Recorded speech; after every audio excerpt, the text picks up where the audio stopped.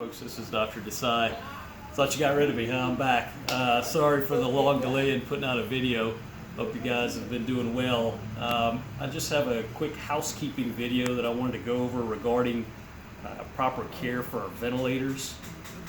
I know in our outlying stations they don't have make-ready that puts together the vents and cleans them up and everything for you. And I just wanted to make sure that we're all cleaning these things properly, because if you got a lot of backflow of any kind of blood or bodily fluids, it's kind of disgusting if we're not cleaning this thing properly and we're using it on multiple patients. So I wanted to make sure everyone's on the same page as far as cleaning these. So this is the apparatus, the auto vent patient valve. This is attached to the vent box, and if you don't know, this entire thing comes apart. So there's this clear piece that comes out, and it's got a little white diaphragm, and the black piece actually also unscrews. Okay, so we need to be taking this thing apart. You pull the white diaphragm out, and you can see how it goes. There's a little, this little outstanding little plastic piece. It should go into the piece that connects with the tubing. So it's one way to remember it. It goes in. There's no other way to do it. If you try to do it the wrong way, it's not going to connect. It's going to hit this plastic. So just remember, the white diaphragm goes downward into the piece, and then you take your, and this is, again, there's only one way it can go on. You cannot put it on wrong. It's not going to fit. So it's a screw on. You put it on, you screw it back on. Okay? And the same thing, there's only one way it can go to the top of the vent piece, and it's a screw on. So screw it back on. But we need to take this apart and remove the diaphragm. And the proper way to be cleaning these pieces is in a water and bleach solution. Now this, we don't want to be soaking this, but we want to take a bleach wipe or disinfectant wipe and make sure we clean the insides of this metal piece. Okay. The second piece. Now I'm going to put this back together briefly just to kind of show you guys.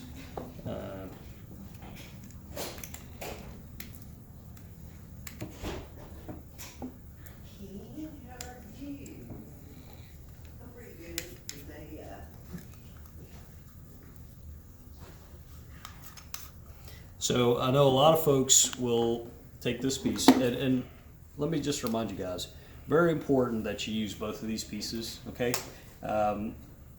There's filters in both of these pieces, and it's going to keep backflow of bacteria and other respiratory droplets from getting into our vent, and we don't want that because this is a reusable vent. We don't want backflow of all kinds of bacterial and infected droplets getting into our vent. So whether you hook this on directly to the vent piece and attach this to your iGel or your ET tube, that's fine, but make sure you use both of these, the corrugated tubing as well as the ViroBac, to prevent infectious droplets from getting into our vent, okay? These two pieces, again, they're disposable. We don't clean these.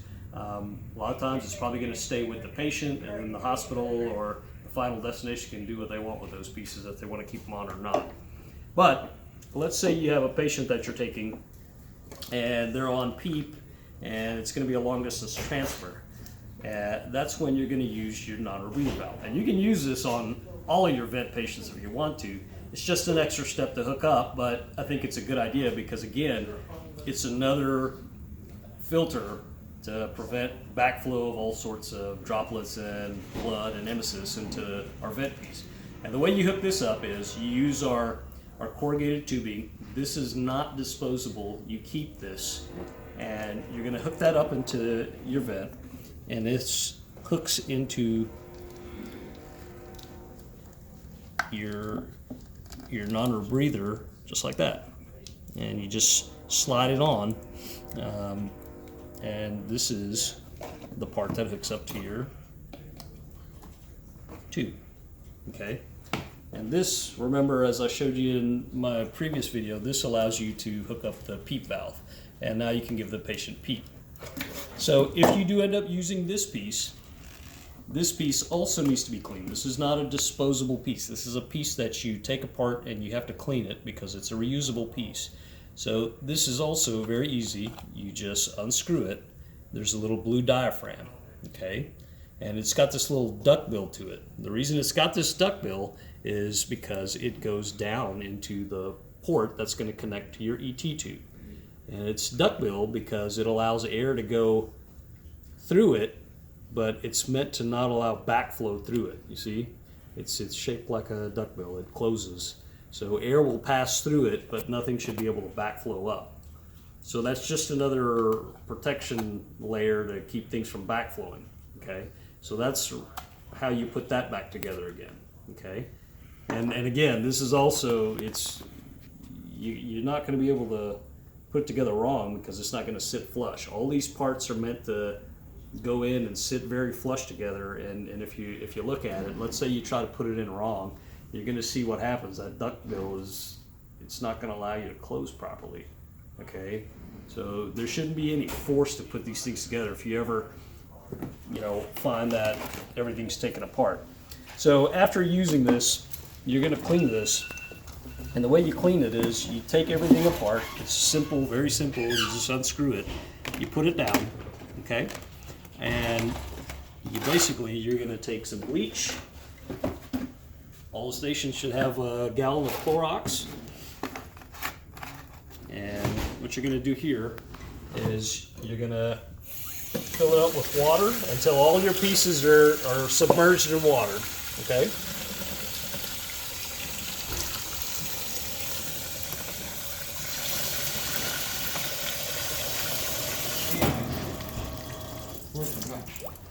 Including that reusable hose, okay?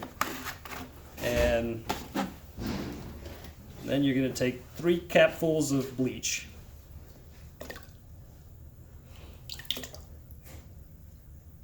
You probably wear gloves when doing this, and try not to get any bleach on your clothes.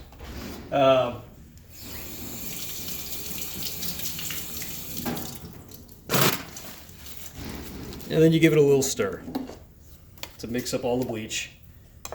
You see I'm using the disposable parts to do this, but you mix up the bleach into the water and you let it soak for 10 minutes.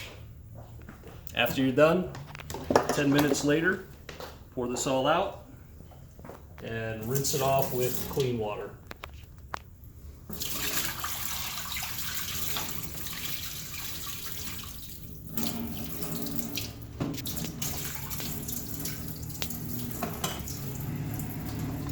Rinse it all off with clean water, especially in the tubing. Make sure you get water into the tubing and let it rinse out completely.